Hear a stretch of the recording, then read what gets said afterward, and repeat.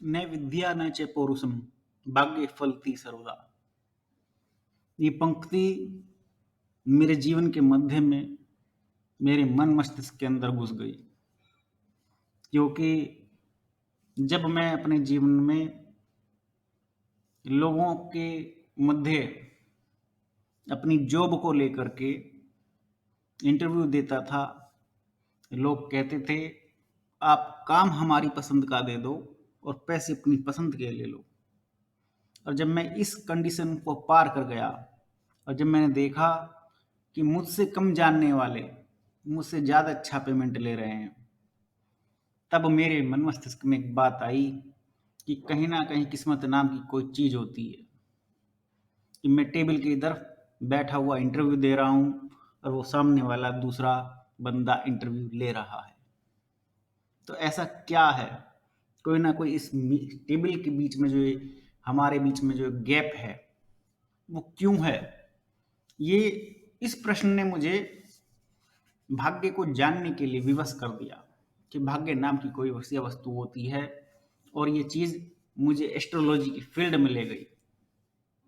और एस्ट्रोलॉजी जो है कर्म को पढ़ती है, ऐसा एस्ट्रोलॉजी विषय में बताया गया है, ज्योतिष विषय में बताया गया है। और जब वो कहती है कि आपको अपने कर्मों का फल मिलता है, उसको पढ़ करके संतोष तो बहुत हुआ, लेकिन एस्ट्रोलॉजी केवल 10-15 साल मेरे साथ चल पाई, क्योंकि मैं अपनी धुन का पक्का, जिद्दी और अपने मन की बातों को पूरा करने वाला हूँ, और जुनून भी मेरे अंदर बहुत रहता है। और मैं समझता हूँ एक कंसिस्टेंसी यदि आपके अंदर किसी लक्ष्य को लेकर के है तो ये गुण आपके अंदर होने चाहिए। और ये इन गुणों ने मुझे जो सफलता प्रदान की, उसने ज्योतिष को एक तरफ रख दिया। ज्योतिष की आप अगर जितनी भी पुस्तकें देखेंगे तो उन सब में बिलीफ्स भरे हुए हैं, किसी ऋषि के बिलीफ्स भरे हुए हैं, किसी अन्य ऋषि के बिलीफ्स भरे हुए हैं। और प्राचीन शास्त्र तो कलयुग में लिखे ही नहीं गए। जिन भी ऋषियों की बात ले लीजिए, वो किसी द्वापर युग में है, त्रेता में है और किसी अन्य युग में है, लेकिन कलयुग में कोई ऋषि ही उत्पन्न नहीं हुआ, ऐसा अध्ययन में आता है। और जितने नवीन अनुसंधान बन रहे हैं, तो ज्योतिष एक भ्रमित विषय बन गया है जिसमें सत्यता बहुत कम रह गई है।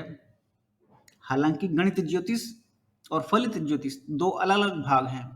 तो गणित ज्योतिष तो पूरा अपना आप एकदम परफेक्ट है, उसकी कैलकुलेशन एकदम परफेक्ट है कि ग्रहण इस दिन पड़ेगा तो ग्रहण उस दिन होता है और सभी को दिखाई देता है, पंचांगों में पहले से पूर्व निर्धारित होता है। ऐसे में जो फलित ज्योतिष है वो पार्ट मिसगाइड हो गया है। अब यदि आप किसी मिसगाइड हुई विषय वस्तु को पढ़ेंगे तो खुद भी मिसगाइड हो जाएंगे। ऐसे में केवल एक मात्र ही उन्नति का मार्ग जो प्रशस्त करता है वो है आपकी इच्छा शक्ति, विल पावर। आपकी विल पावर ही आपके भाग्य का निर्माण करती है। आपकी इच्छा शक्ति ही आपको कर्म की शक्ति प्रदान करती है और कर्म से भाग्य का निर्माण होता है। न विद्या न च पौरुषम भाग्य फलति सर्वदा।